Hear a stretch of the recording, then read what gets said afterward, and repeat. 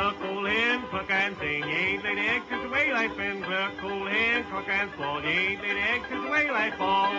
Chickens and champagne. It was one of those hot, lazy days of summer, between the heavy workload of spring planting and shearing sheep and calving and the fall harvesting and getting the sheep and cattle off to market. Vay and I had been taking turns sliding down the Red Rock slide in the afternoon, and had once again found our way to the orchard for some fresh fruit, there for the picking. "Remember the time we got the pigs drunk?" Vay asked, his dark eyes sparkling. "That was a lot of fun," I said, as I ate the last apple, corn all. "Somebody told me those seeds sprout in your stomach and grow a twig," Vay said. "Ma said it won't hurt me.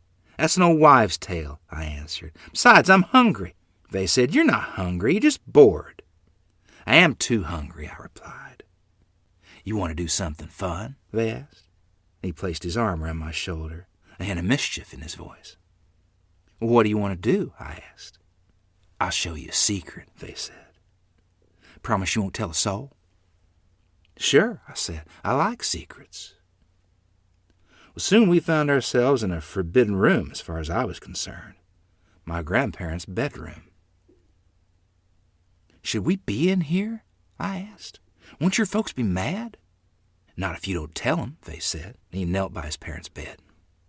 He lifted the covers that hung down the side, and he pulled out a box from underneath it. "What's in the box?"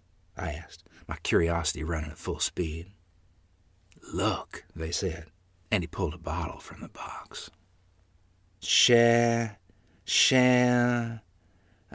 I can't pronounce it," I said. "What is it?" "Champagne, silly," Vay said. "Father likes to drink on special occasions. This one's been open. There isn't much left in it." "So, are we going to drink it?" I asked. "No," Vay said. "I wouldn't dare. We might get drunk. Besides, Mother might smell it on our breath." "I wouldn't want to do that," shaking my head, I said, thinking that some people who I'd seen have too much to drink. "Remember the time we got the pigs smashed?" Vay asked, a grin spreading across his suntanned face. "That was an accident," I defended the plot as I chuckled at the thought. "It was fun, though, wasn't it?" Vay asked. "What are you getting at?" I asked. "Let's have some more fun," Vay said. "This time let's see what happens if we feed it to the chickens." "Better not. What if your mother catches us?" I said. "She won't. Dinner's not for a couple hours. We'll just try it on a couple of them." Well, then I sneaked into the kitchen like two thieves in the night. Quickly, Vay snatched an old chip saucer from the cupboard. Then we ran like a shot out of heck to the coop. We had just placed the saucer in position. Vay was pouring the last of our ill-gotten gain into it when Grandmother's voice echoed through the yard. "Vay! Orion, come here! I've got a couple chores for you to do before dinner." "Stash the bottle! Stash the bottle!" I all but squeaked as Vay placed the bottle under the wood pile to be retrieved later. Off and on for the next little while, we whispered to each other as we pulled pig weeds in record time and threw them into the pig trough, all the while keeping an eye on the coop. We waited with bated breath to see what the chickens would do. We were also scared that Grandmother was busy in the kitchen putting dinner on the table, and that Grandfather was home earlier than expected. "I hope they don't peck at it," I said. "Maybe it won't faze them," Vay said. "You never know about chickens." "What if it kills them?" I said, dreading the outcome. "You two are quiet for a change," Grandmother said, as Vay and I nervously sat down with the family. Vay's siblings chattered about the day's events. It wasn't too long until our worst fears were realized. Noisy clucking of chickens and an unusual cock-a-doodle-doo came from an ornery rooster in the yard.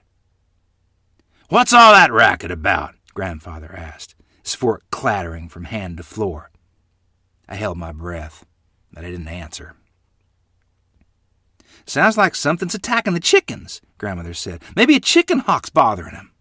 "I wish it was," Vay said under his breath, and we reluctantly followed the family out into the yard.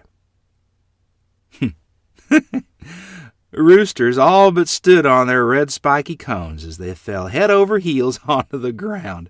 And the egg-laying hens, they weren't faring any better. They squawked in protest when their legs did everything imaginable except to hold 'em upright. Thel pointed at Vane and me and said, "You rascals have been at it again."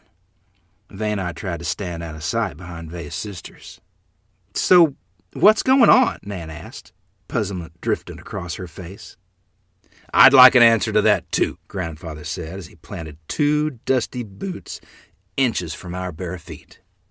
Vay quickly went behind me, as if my small frame could save him from his father towering over us. We gave some champagne to the chickens," I stuttered, wondering if my legs would hold me upright. "You what?" Grandfather growled, pushing his rough brown finger on my chest. He didn't hurt me, but we tumbled over backwards onto the ground to our bottoms just from pure fright. "You did it again," Grandmother said. "I better not catch you near that liquor in my bedroom again, or I'll make sure someone gives you the licking you deserve." "We won't," Vane and I uttered in unison.